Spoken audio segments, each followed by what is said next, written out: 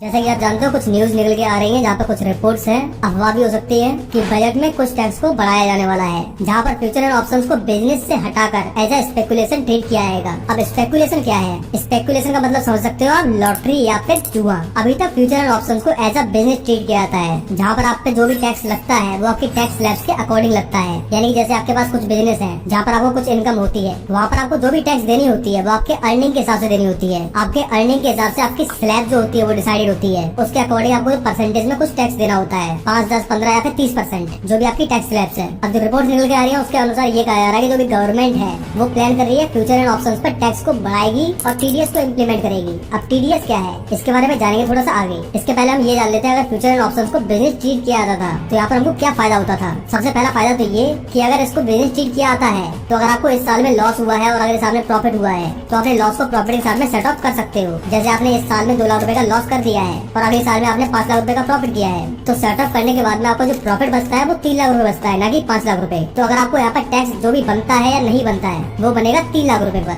मतलब जो भी आपको पैसा देना है वो सबसे बाद में देना है जाके, जब पैसा आपकी जेब में आ जाता है। तो अब आता है टीडीएस। अब ये टीडीएस क्या है? टीडीएस का काम यही होगा कि सीधे सीधे आप जब भी प्रॉफिट करोगे तो वहाँ पर डायरेक्टली आपका पैसा ब्रोकर ही काट लेगा। जैसे आपने किसी भी ट्रेड में 1000 रुपए का प्रॉफिट किया है और वहाँ पर अगर 30% टीडीएस डिडक्ट होता है तो 1000 में से 30% यानी कि 300 रुपए आपके वहाँ पर ब्रोकर काट लेगा। अब यहाँ पर सिर्फ इतना ही नहीं है, अब आपके पास कितने रुपए बचे? 700 रुपए। अब 700 रुपए में से आपको ब्रोकरेज भी देनी है, एसटीडी भी देनी है और जीएसटी पीएसटी पता नहीं क्या क्या देने हैं। तो जो भी आपको टैक्स लगेगा वो 30% नहीं, वो 35 या 40% लग जाएगा आके। मतलब आधा पैसा तो आपको उसी ट्रेड में चला गया, स्वाह हो गया। अब यहाँ पर सबसे ज्यादा प्रॉब्लम किसको होने वाली है? वही ट्रेडर्स को। नहीं, वो तो पहले से ही 30% दे रहे हैं और उनको कुछ फर्क भी पड़ने वाला नहीं है क्योंकि वो पहले से ही पैसा कमा रहे हैं। पर यहाँ पे फंसेगा कौन? रिटेल ट्रेडर, जिसके पास कम पैसा है, जैसे कि 20,000, 50,000, 2 लाख, 3 लाख, 5 लाख रुपए। क्योंकि ऐसा मान के चलो आप एक नई ट्रेडर हो ऑप्शंस में, तो आप ट्रेड किस बेस पे करते हो?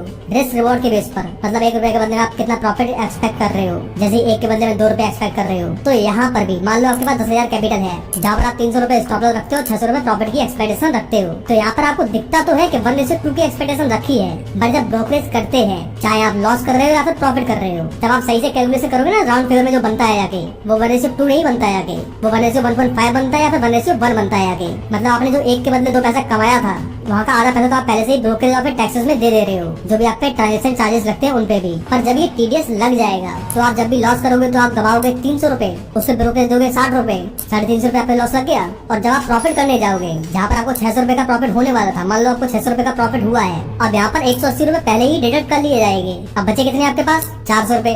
अब 400 रुपए में से फिर से 50-60 रुपए दो, चार्जेस दो, ब्रोकरेज दो, अब बचे कितने? 350। अब तो मुझे ये बताओ, जहाँ मैंने रिवॉर्ड रखा था 1:2 का, वहाँ मेरे को 1:1 भी ढंग से नहीं मिल रहा है, तो मैं क्या करूंगा? तो यहाँ पर कौन फंसा है जाके? Retail trader. क्योंकि कुछ लोग हैं जो कि बोलते हैं रिटेल ट्रेडर्स के लिए भलाई कर रहे हैं हम। अगर तुमको भलाई करनी है, मार्केट को, ऑप्शन ट्रेडिंग को रेगुलेट करना है, तो कुछ और भी तरीके होते हैं, उनको इम्प्लीमेंट करो। जैसे कि मान लो पहला, जैसे ऑप्शन ट्रेडिंग करने से पहले आप बैलेंस शीट चेक करते हो ना बैंक की, वैसे इस बार आपको रिक्वायरमेंट रखनी चाहिए कि मिनिमम आपके पास इतना पैसा होना चाहिए या फिर आपके पास एक अर्निंग सोर्स होनी चाहिए, तब आप ऑप्शन ट्रेडिंग कर सकते हो। दूसरा, आपके पास कोई क्वालिफिकेशन होनी चाहिए जिससे कि आपके पास मार्केट अंडरस्टैंडिंग की नॉलेज हो। तीसरा, अपनी तरफ से ही कोई कोर्स लॉन्च कर दो, फ्री हो, पेड हो, जैसा भी हो। और जब कोई भी ट्रेडर उसको क्वालिफाई कर लेता है तब एंट्री दो।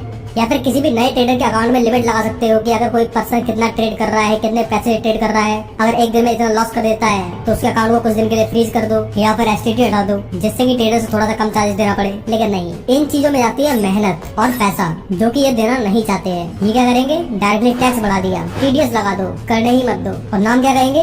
रिटेल ट्रेडर्स के भले के लिए कर रहे हैं। तो देखो, जो भी ये रिवॉर्ड निकल के आ रही है, अगर वो सही है तो बहुत गलत चीज है। पहला तो आप इसको जुआरियों की तरह ट्रीट करना चाहते हो। दूसरा, इस पे टीडीएस लगा रहे हो, मतलब एक नया बंदा सीखे भी ना, शुरुआत में ही उसकी जड़ें काट दो। पर देखो, आप लोग एक बात को ध्यान से सुनो, अभी ये जो भी अफवाह है ये सिर्फ अफवाह है, कुछ रिपोर्ट्स है अंदरूनी। जरूरी नहीं कि सही हो भी सकती है, पर फिर भी आपको डरना नहीं है। क्यों? क्योंकि अगर ये चीज इम्प्लीमेंट होती है तो इसका असर क्या पड़ेगा?